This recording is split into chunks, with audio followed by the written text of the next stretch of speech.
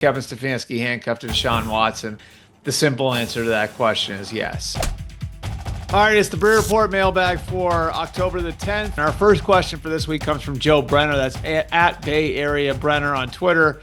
This is the second year in a row that we've seen the Niners defense decline. Some folks in the local media think it's because Shanahan wants a, quote, yes man to call, quote, Kyle's defense, rather than letting them run their own scheme. Do you think there's any merit to this? I think there's merit to the idea that Kyle Shanahan has a very defined vision for what he wants on defense and a defined vision for what he wants in his football team. So I don't think that that's baseless. I think that absolutely exists. But I think that's existed in a lot of different places over the years. I think that exists to some degree with Sean McVay in Los Angeles. At times, Sean McVay's been more involved in the defense than people realize. He was very involved in the defense in their playoff run in 2018, which ended with a Super Bowl loss to the Patriots. Bill Belichick was more involved in offense than a lot of people realized over the years and had a vision for what he wanted offensively. Didn't mean that he wouldn't let the guy running that side of the ball, the coordinator on that side of the ball, run the show. But there was a level of oversight that the head coach had on that side of the ball, even though the head coach's background was on the other side of the ball. So I think that absolutely exists in San Francisco.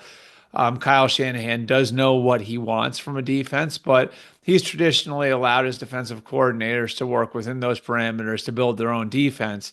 And I think what's really instructive about where they are right now is to understand the history of the last couple of years. So obviously, for Kyle Shanahan's first few years in San Francisco, his first 4 years, Robert Saleh was the defensive coordinator. They were on the same page in what they wanted. It was a Seattle style of defense. They groomed DeMeco Ryans as the linebackers coach to take over for Saleh.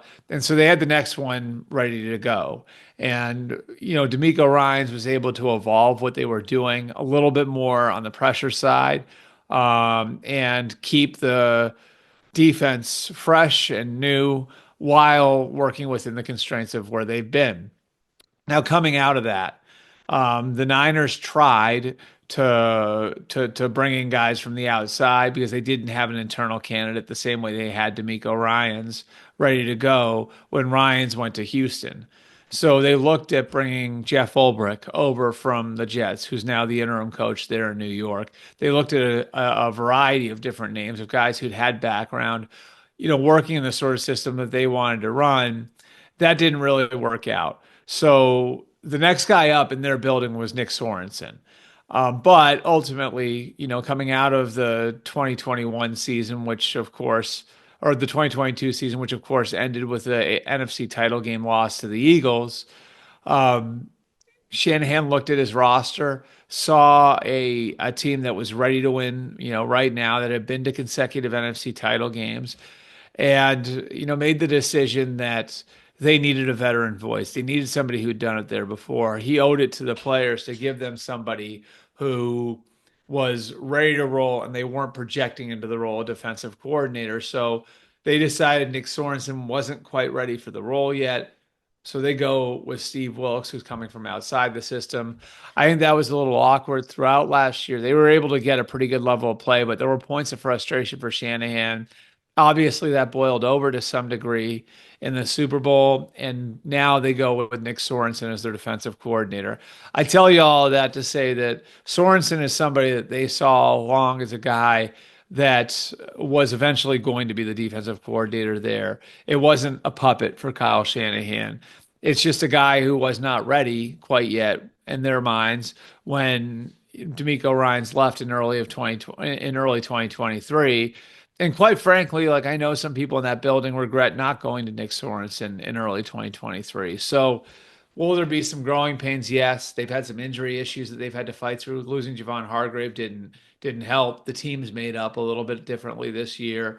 So I think what you're going to see over the course of the year, they're going to lean on Chris Kasarik to continue developing the defensive line and to get a little bit more out of those defensive linemen. They hope to get more out of Leonard Floyd up front.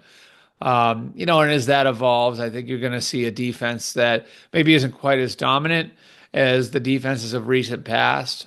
There's been some age there too.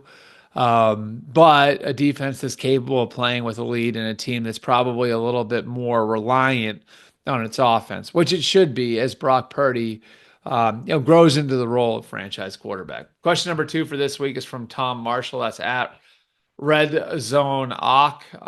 Is Kevin Stefanski, Tom asks, handcuffed to Deshaun Watson? This is a fascinating question.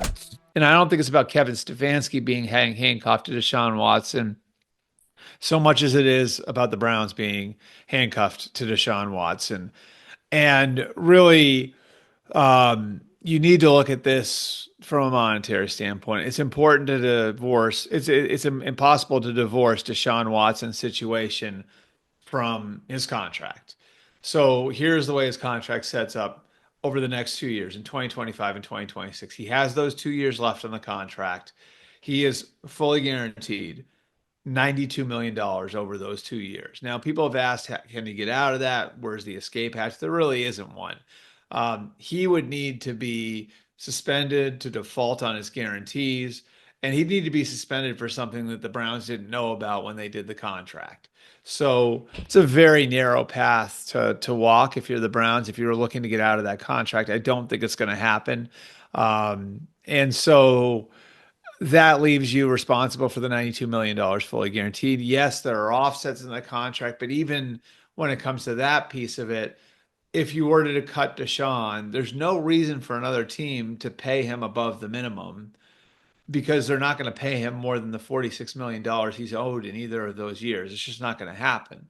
So even if you get a little bit of that offset, it's going to be a very, very small percentage of it. So you're responsible for the $92 million fully guaranteed. You're also responsible for $172.77 million in cap charges. There's no getting around that. There's ways of massaging the cap. There's ways of manipulating the cap. There's no getting around the fact that in some way, somehow, they're going to have to account for that $172 million if they were to move on from him after this year. It leaves them in an almost impossible situation. And that's why I don't think it's likely that they move off of him this year. I also don't think it's likely they move off of him going into next year. Now, after next year, could there be a chance of something? Sure. Could they draft a quarterback in April? The idea of grooming him to replace Deshaun Watson in 2026? Yes, they could do that. You still have the cap charge. You still have a cap charge. You'd still have the guaranteed money, $46 million fully guaranteed, due in 2026. But those numbers are a lot less than they are right now. So, again, to get back to your original question here, Tom, is Kevin Stefanski handcuffed to Deshaun Watson? The simple answer to that question is yes. They have to find a way to make it work with Deshaun Watson, which is part of the why you saw the offensive staff changes last offseason. Those were about Deshaun Watson and trying to evolve the offense for Deshaun Watson. The ownership there is very is determined to pull every lever they possibly can to try to make sure that they haven't left any stone unturned in getting the most out of Deshaun Watson. I think it's part of this is simple too. Like they need to be honest with Deshaun Watson. They need to be hard on Deshaun Watson the same way Bill O'Brien was for all of those years in Houston. It's a tough situation, and it's hard to watch too because you watch the way it's unfolding. He does not look close to the player from an instinct standpoint, from a movement standpoint than he did in Houston. The 7 sacks he took this past Sunday were reflective of what we've seen over the last couple of years, which is a guy who's not moving in the pocket the same way he did before. He's not, playing with the same sorts of instincts he did before. You get little flashes. There was the play against Vegas where he makes the throw off schedule to Amari Cooper, the one that got called back that may have won that Vegas game. But they're far and few between. And, certainly I think they're going to keep trying. But for right now, yes, they're married to Deshaun Watson. I don't think there's a real way to get out of it. Finally, question number 3. This is from Henry Matthews at Henry M. Huss 26H. Could you see receiver George Pickens being traded? It just doesn't seem like he's a fit in Pittsburgh. What I tell you on this, Henry, is Mike Tomlin's history has been to be able to work with guys like this.